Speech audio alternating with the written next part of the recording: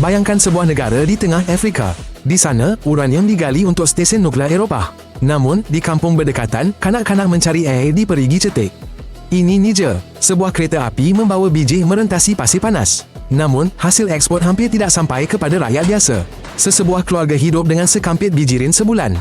Jalan raya rosak teruk, ubat-ubatan pula mahal. Wang jualan bahan mentah terkumpul di ibu negara. Tetapi di kampung-kampung, masih tiada alatan doktor atau guru.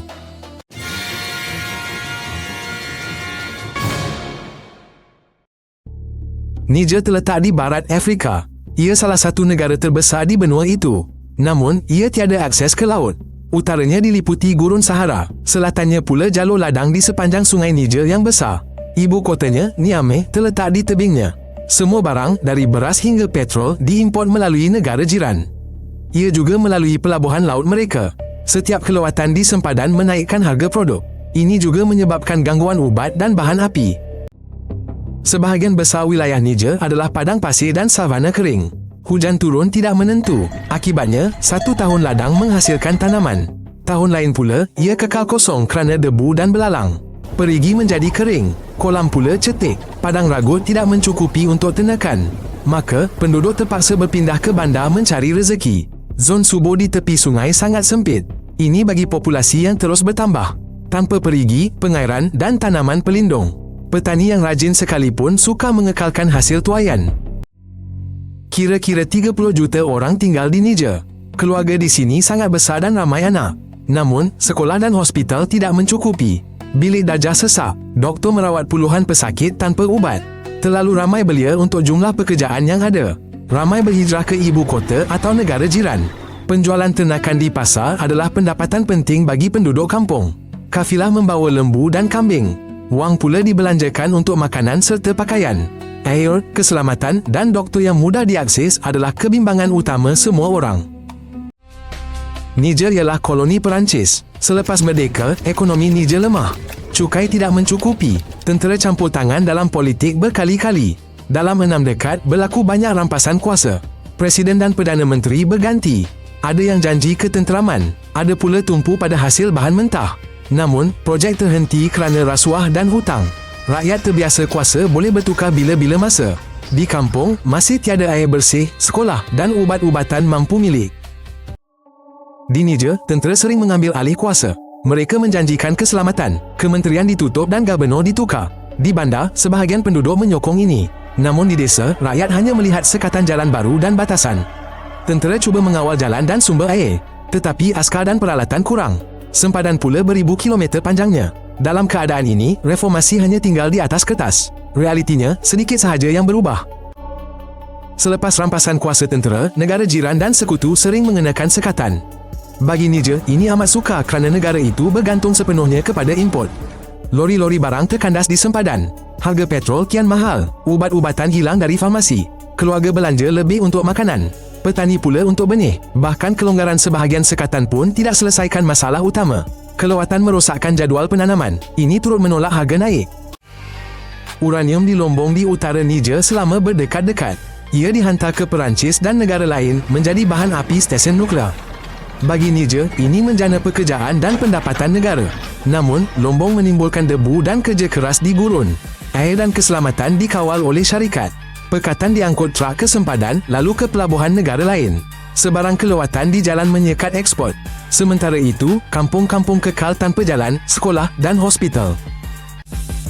Selain Perancis, syarikat China beroperasi di Niger. Terdapat juga projek dari AS dan negara lain.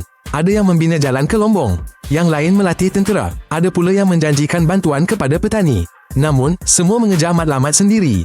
Mereka mahukan bahan mentah, pengaruh dan kawalan laluan. Bagi Niger, hasil penting bukan pada dokumen, tetapi pada apa yang kekal sebenar. Seperti sekolah baharu, klinik, air bersih dan pekerjaan.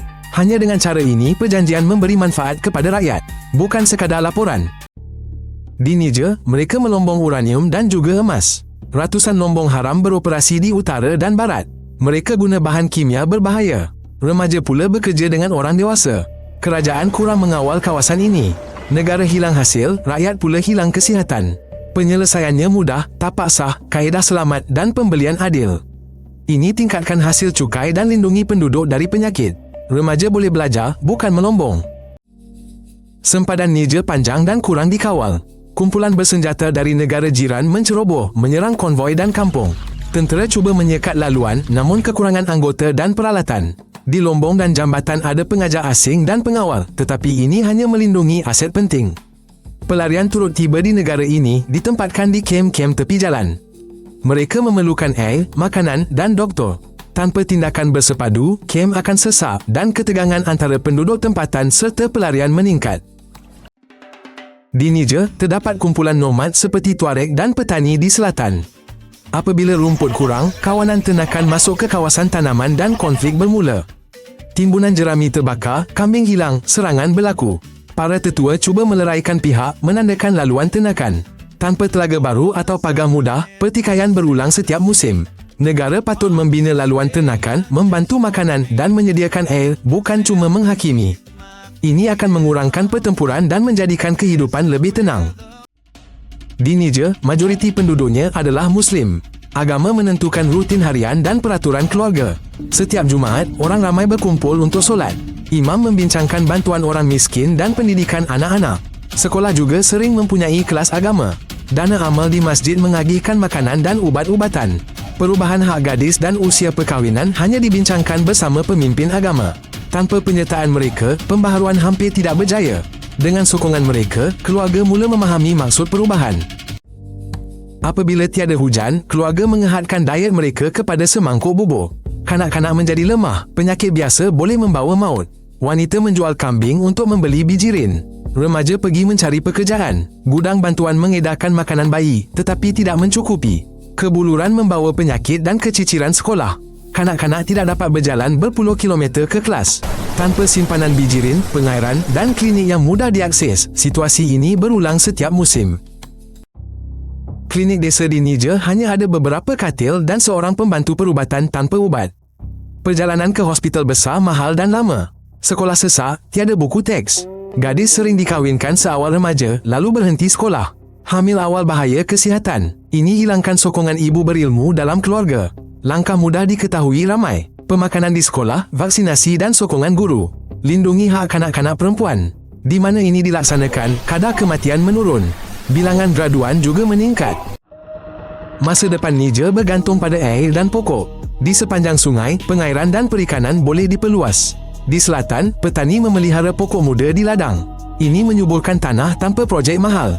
Projek besar seperti empangan turut dibincangkan. Namun, tanpa kawalan, ia berisiko kekal di atas kertas. Bagi rakyat biasa, masa depan adalah jalan ke pasar, sekolah dengan guru, klinik berubat dan kontrak bahan mentah yang adil.